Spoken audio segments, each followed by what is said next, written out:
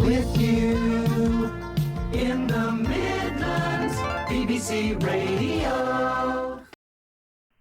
1, 2, 3, testing, 1, 2, 3. Our special guest tonight on The Record Collectors is Georgie Fame, who'll need no introduction to you whatsoever. Welcome to The Record Collectors, Georgie. Thank you. If we can start at the very beginning, yeah. And my first recollection of you would be an album that came to mind in '63 when you played the Flamingo Club in London. That was the first album I did, and the first album that the Blue Flames and me did, sure. It was an independent production because, as usual, certainly then, and I think it still exists now, the record companies weren't aware of what was happening on the street. We knew we had our own audience, and Sammy Samwell, who actually wrote Move It for Cliff Richard, and I think Sammy played guitar on the original Move It record. Sammy produced it, and Glyn Johns engineered it on a little 2-track machine. And it was all done live in the club as if we were doing a gig.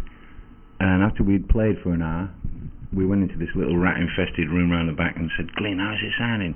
And he said, "One of the tracks is down. You have to go and do it all again."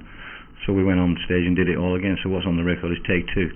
Well, I never knew that. Well, can I ask you about the music at the time? I mean, how were you able to, I think you said what was on the streets, how were you able to pick up the music? Because a lot of your early stuff was very much soul, rhythm and blues, and blue beat as well, wasn't it? Yeah, well, I mean, I started off listening to Jerry Lee Lewis and Fats Domino and Little Richard mainly because I was learning how to play the piano, and I got together with some like-minded kids in my hometown of Lee, where I'll be visiting tomorrow on the way to Oldham.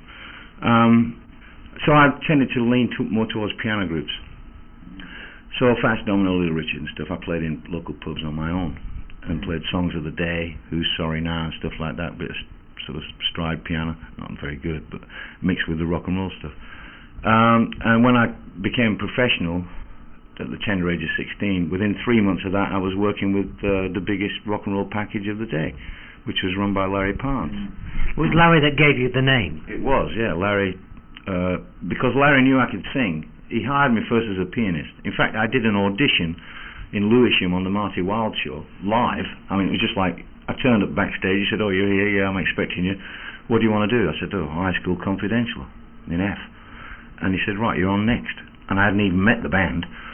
And I just walked on stage and went, "High School Confidential," and everybody knew it, and we all played it, and I got the job. And I started playing piano, backing all the other singers. Marty Wilde had his own group, the Wildcats, but all the pool of musicians had to play for everybody else. It was great. It was a great experience playing with people like Dickie Pride and Tony Sheridan and Duffy Power. But Larry knew that I could sing, but in order to be able to sing on the shows, I had to have one of his names. And the next name on the conveyor belt was, I think he sidled up to me one day and said, "You remind me of George Ford," because I had a real thick Lancashire accent in those days.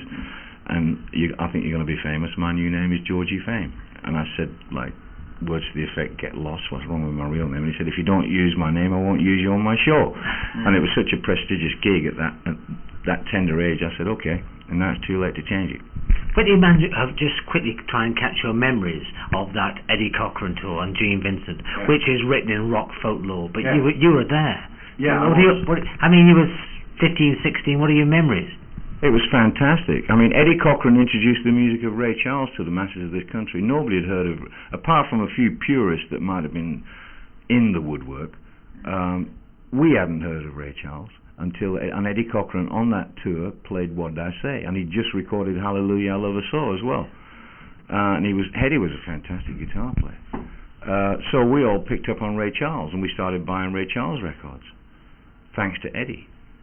And when we left the Larry Parnes organisation, see, Billy Fury chose 4 musicians out of the pool, and I was one of them, and he called them the Blue Flames for his own personal band. So we were Billy Fury and the Blue Flames. We backed Gene Vincent and all that. In fact, my first recording session, after Eddie was killed, Gene Vincent came back to do the next tour, which Eddie was meant to do, and they replaced him with Jerry Keller.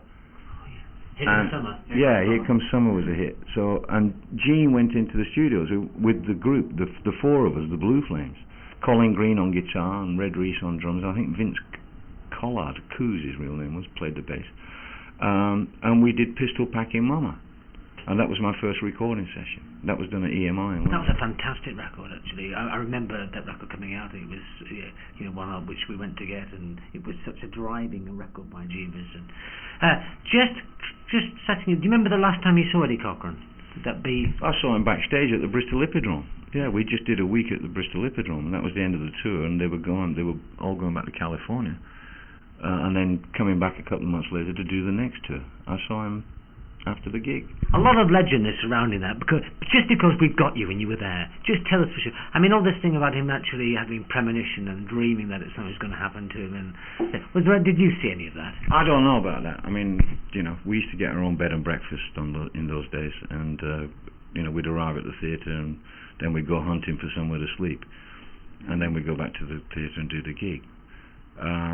He was a hell of a nice guy, but I was never around when those so-called parties were going on that premonitions, came out of the wall. I mean, we talked to Johnny Gentle, who was at Bristol performing that night, and he said basically the same thing, that they used to come down, do the gig, and then you all used to go. But can I ask you about your own recording career, your solo career? Your first, I think I'm right in thinking your first 4 numbers were basically covers of things like Rufus Thomas, Booker T, and then you did Bobby Hebb and Billy Stewart. Who was kind of responsible for picking those numbers? Were they things that you liked, or was it a management that gave them to you?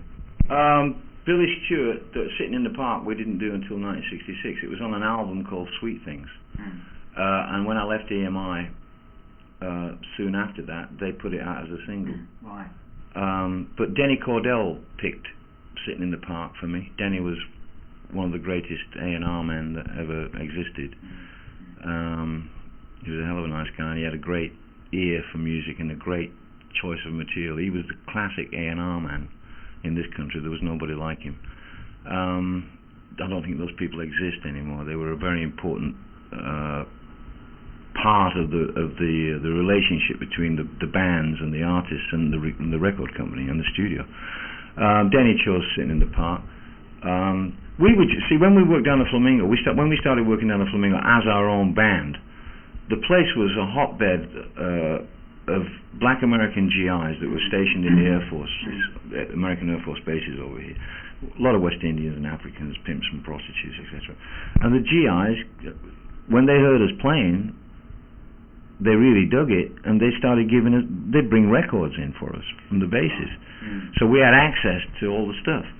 Right. I got my first Mose Allison records from a black American GI, and the same thing with Hammond organ. I was down at West Indian Club and at Count Suckles Club, and I heard Booker T playing Green Onions, and I heard Jimmy Smith's Midnight Special album on Blue Note, and I heard another album with Richard Groove Holmes and Gene Ammons on tenor saxophone called Grooving with Jug. Yeah. I heard all those 3 things like in one day, and I went out and bought a Hammond the next week. Right. The next day.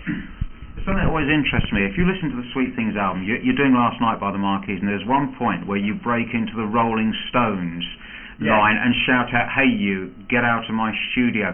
Is there any story behind how that bit came in? I don't know that I was hallucinating. I probably wasn't. I thought Mick walked into the control room. But probably in reality didn't. You'd have to ask some of the other guys. He probably did. We did it at Lansdowne Studios in London. Yeah. Mitch was on drums in the band at the time. What happened? There's quite a bit of Motown stuff on that particular album, because we just finished the Motown tour. We were the British guests on the Channel Motown Review.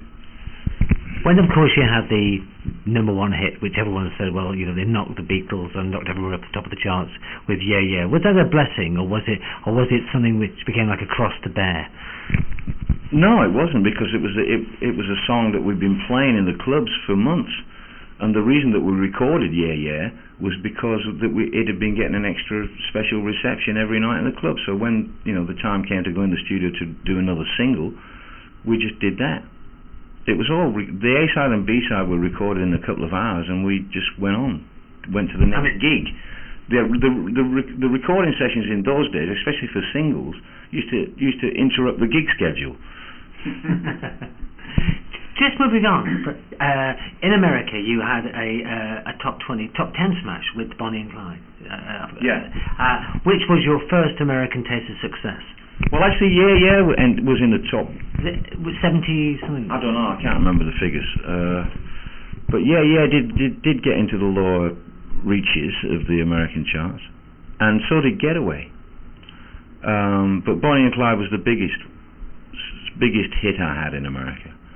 It wasn't the kind of song that I would have recorded. It was written by Mitch Murray and Peter Callender, who were invited to the premiere of the film Bonnie and Clyde, and realised that the film was going to be such an enormous success. They dashed home and wrote a song about the film, sent it to CBS, and CBS, who just paid me an enormous amount of money as an advance, were desperate for a hit single, and so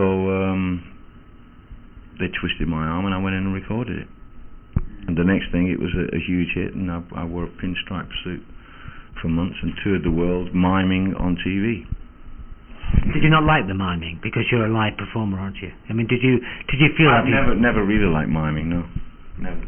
And it gets you away from your roots, doesn't it? Because your roots are really R&B and jazz, and Bonnie and Clyde was a bit... Well, it was a novelty song, and it was all done very quickly. And if you listen to it, what I tried to do was put a bit of Fats Domino into it. In fact, the introduction is pure Fats Domino, and there's the horn licks in the arrangement. I put them in. I just tried to give the song a little bit of Fats Domino feel, but to make me feel comfortable with it. There's no denying it. I mean, it was a smash hit, the biggest selling single that I ever had. And in fact, soon after it was a big hit, I did my first tour with Count Basie's orchestra, and Chico O'Farrell, who's still alive, was a wonderful arranger, and at the time he was the staff arranger for Basie's band. I gave him a copy of the single of Bonnie and Clyde and said, look, listen to this, it's a very corny song, but it's a huge hit, and if you can do an arrangement for the band as if Basie was doing it for the first time, I'd love to do it on the tour. And he did, and I've still got that big band arrangement, and I sing it regularly with big bands wherever I'm working, and I work a lot with big bands in Europe and in Britain. Do you collect your own records? Have you got everything that you've ever recorded? I've got most of the albums. I think I've got all the albums. Not that I've collected them personally and purposefully myself, but people have sent me copies. I'm just thinking, one of your records that followed Bonnie and Clyde, I think one of your records that followed Bonnie and Clyde, I think it's called Somebody Stole My Thunder, is going for about £60 a copy at the moment. Were you aware of how collectible some of your stuff is?